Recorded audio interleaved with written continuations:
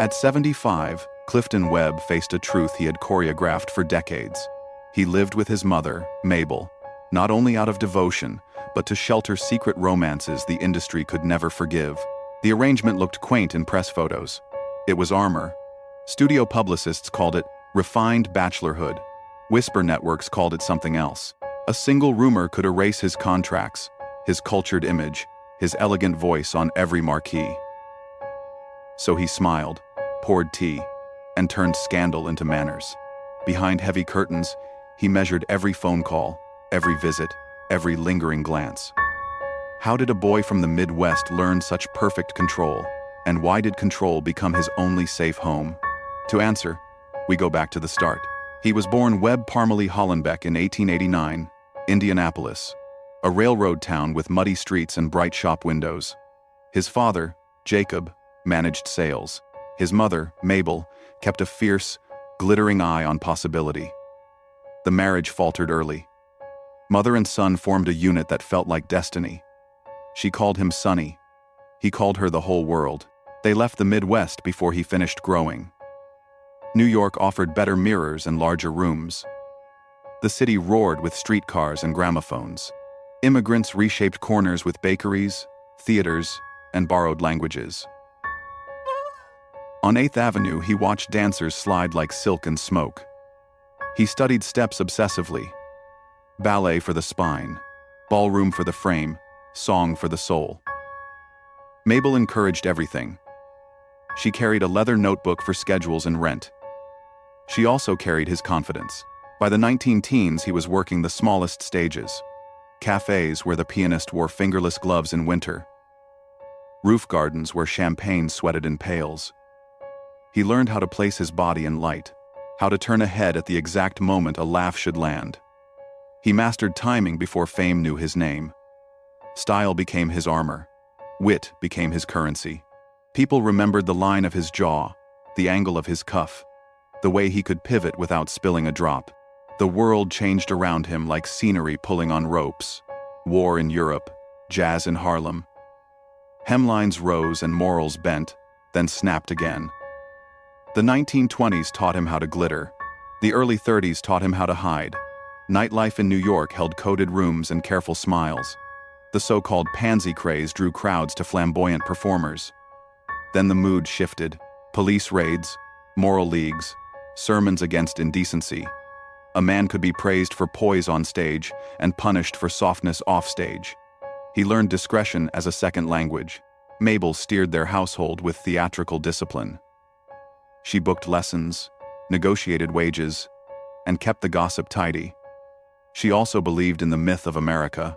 Work hard, aim high, move faster than judgment. She rented tidy apartments with good drapes and better locks. She rehearsed him before auditions and coached his interviews. They made a life built on polish, stamina, and vigilance. By the late 30s, he had a name in certain circles. Broadway impresarios recognized the precision. Society patrons recognized the charm. Biographers note he visited Paris and London for engagements, absorbing couture and accent. But the real stage waiting for him stood 3,000 miles away. Cameras would sharpen everything he had practiced in shadows. Hollywood was calling, and Mabel was already packing trunks. Broadway shaped his profile before celluloid claimed it. He learned control under hot lights and restless audiences. Reviews taught him speed and precision. Composers valued his diction and sting. He made entrances that felt like verdicts. Applause followed the cut of his suit and the arrow of his gaze. He became the man who could freeze a room with one raised eyebrow. Musicals made him quick with patter. Comedy taught him how to slice. He traded in elegance. He traded in timing. Critics called him urbane. Patrons called him devastating. Reportedly, he worked with songwriters who understood his bite and polish. His dancing never shouted. It whispered authority. That quiet was gold. It meant the audience was stunned and leaning closer. The country shifted again. Film absorbed theater talent like a tide. He stayed patient while younger men chased screens. He knew camera work demanded microscopic truth. The lens would adore restraint. It would punish bluff. That suited him. He collected his instincts and waited for the role that fit like a glove. In 1944 it arrived. Laura, a stylish murder mystery at 20th Century Fox. The director needed a man who spoke like cologne and carried knives in his compliments. He auditioned and hit the tone instantly. Waldo Lydecker was born with his pen sharpened and his heart locked. The studio worried at first. They called him too theatrical, too arch. Then dailies came back. The doubts evaporated. On screen, every syllable floated and then landed with force. He became the film's secret engine. The picture opened to acclaim. His performance drew raves and an Academy Award nomination for supporting actor.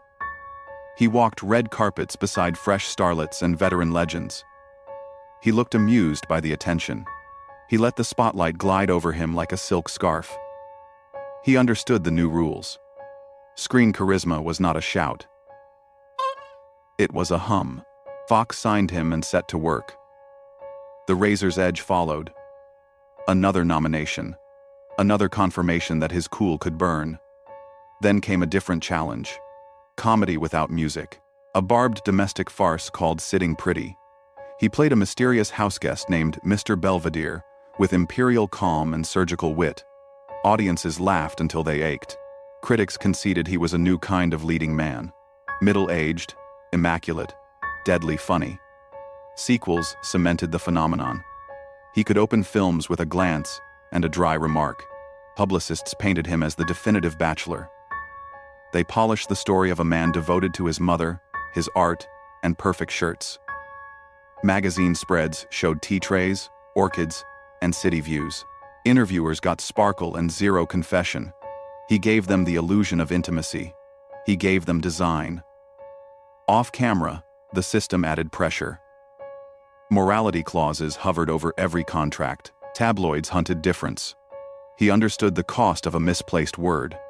Fame had arrived, and with it, the price of being seen. Fame handed him rooms where secrets felt luxurious. He learned the maps quickly. Private salons in Beverly Hills, Sunday gatherings where George Cukor hosted careful circles, soft lamps, French records, waiters with white gloves. Guests traded lines from plays and news from sets. Men took each other's measure in the reflection of crystal. Nothing explicit, everything understood. He fit the choreography. He stood near the piano and let interest approach. Biographers note he favored discretion over conquest. He loved talk. He loved talent. He gravitated to men who understood timing and taste. A choreographer from New York, visiting for a film, reportedly met him after a rehearsal. Their first conversation lasted until dawn. They walked sunset, while sprinklers hissed on perfect lawns. He admired the other man's hands, calloused from work. The dancer admired Clifton's voice when it lowered to a whisper. They exchanged numbers like diplomats. Meetings were scheduled between fittings and call times. Hotels with side entrances, restaurants with booths that swallowed light. He traveled with care. Studio tours made a practical excuse for departures. So did premieres in Chicago or London. Steamship cabins granted privacy that trains could not. He wrote postcards to Mabel about weather and menus. He wrote letters to friends about art and tempo. The romantic notes lived between lines. Codes became a language. He never risked names. He never risked dates. Parties remained the safest theater. A producer's terrace in the hills.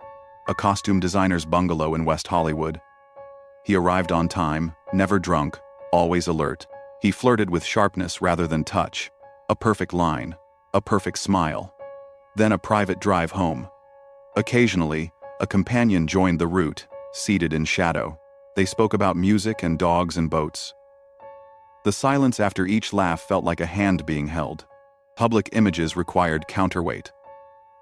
The studio arranged teas with actresses, then planted small items in magazines. He complied without complaint. He posed for photographs with the grace of a man fencing air. The captions praised elegance and discipline. Interviewers asked about romance. He spoke about work and orchids. He praised his mother's cooking and good manners. He let reporters fill the vacuum with assumptions. The contracts were blunt. Morality clauses guarded the studio's investments. Any scandal could end everything. He understood the rules better than most. He accepted their chill and built a warmer interior life. Contemporaries recalled a handsome tenor he favored for a season. Another friend remembered a screenwriter with a shy smile and brutal wit. None of the names ever reached the papers. None of the faces ever appeared beside him at premieres. This was safety and sorrow braided together. The 1950s sharpened the danger. Congressional hearings linked difference to disloyalty. Tabloids sniffed for deviance and paid well for rumor. Confidential magazine made baiting a sport. One columnist reportedly tried to corner him with a leading question at a restaurant.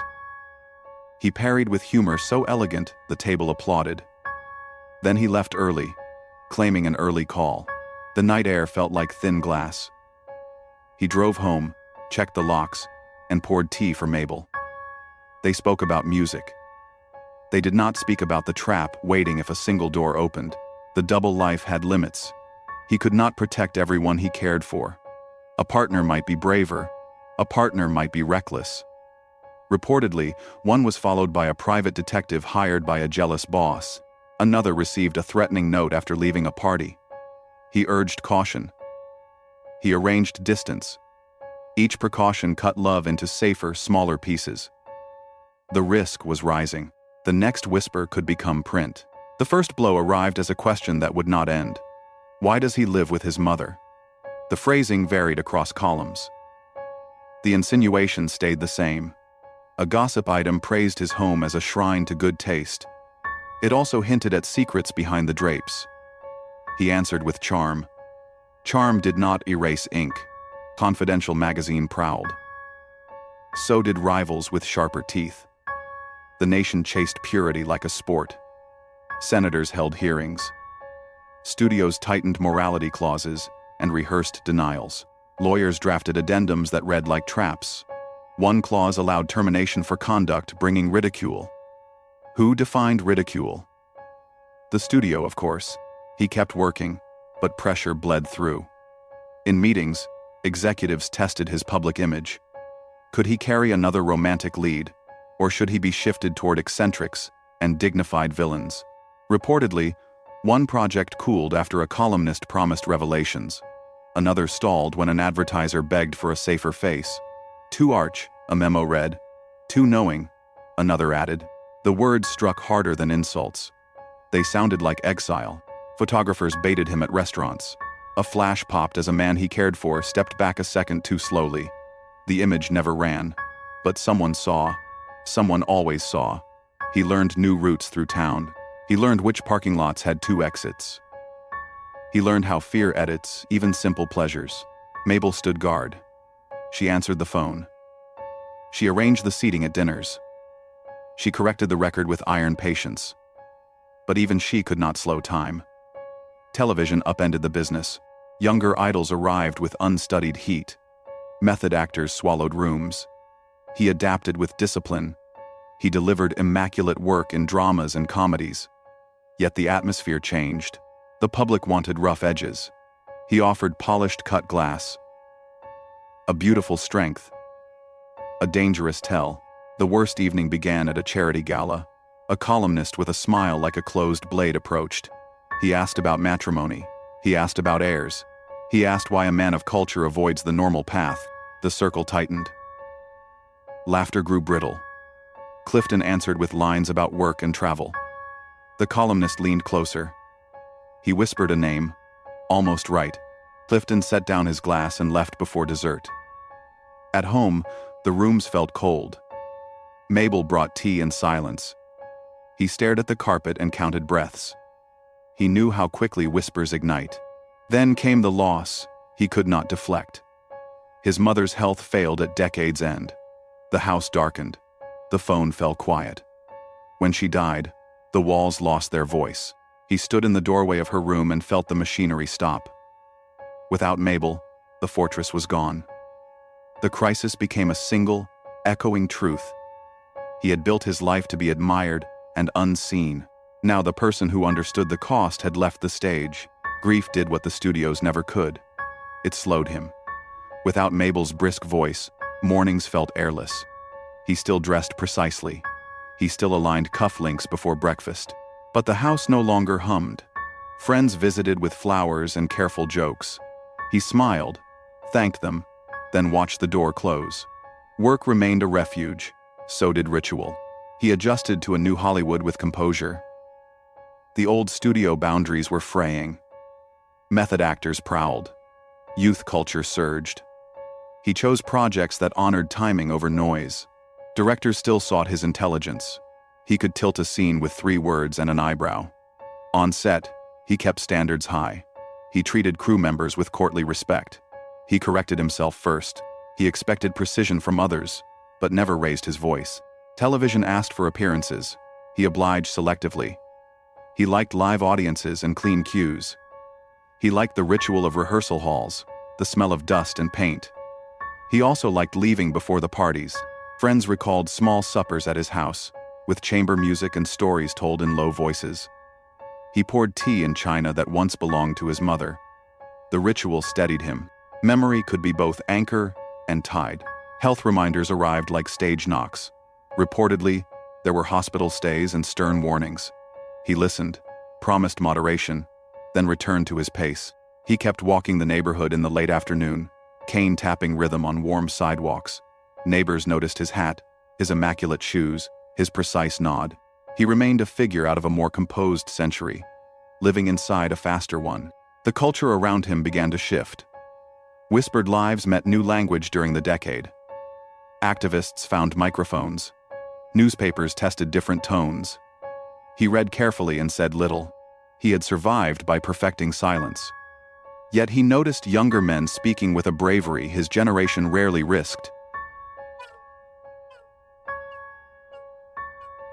The sight brought him mixed feeling. Pride, envy, relief. Time, it seemed, was inching somewhere kinder. He made a kind of chosen family in these years.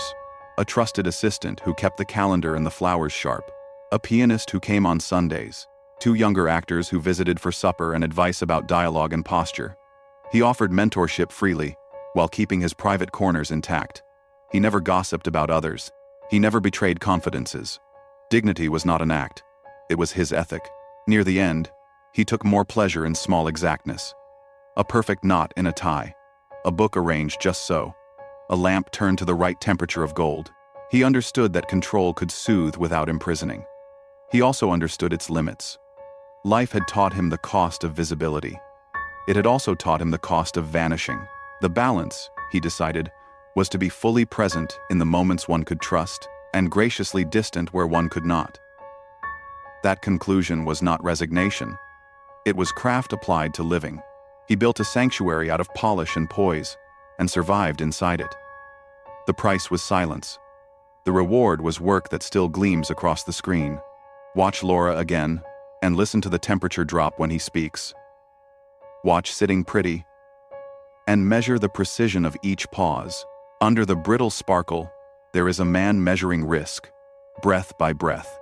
His story is not only about fear, it is also about mastery. He learned to carve space in a hostile room and stand there with grace. He protected love by refusing spectacle. He honored his craft by refusing laziness. That discipline saved his career. It also cost him easy tenderness.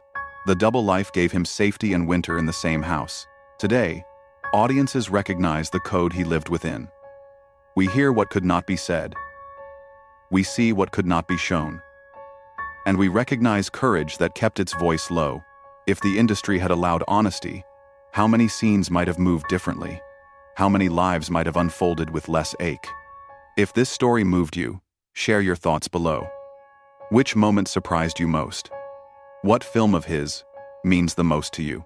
Subscribe for more hidden histories of Hollywood, and help us honor those who worked under impossible rules with impossible elegance.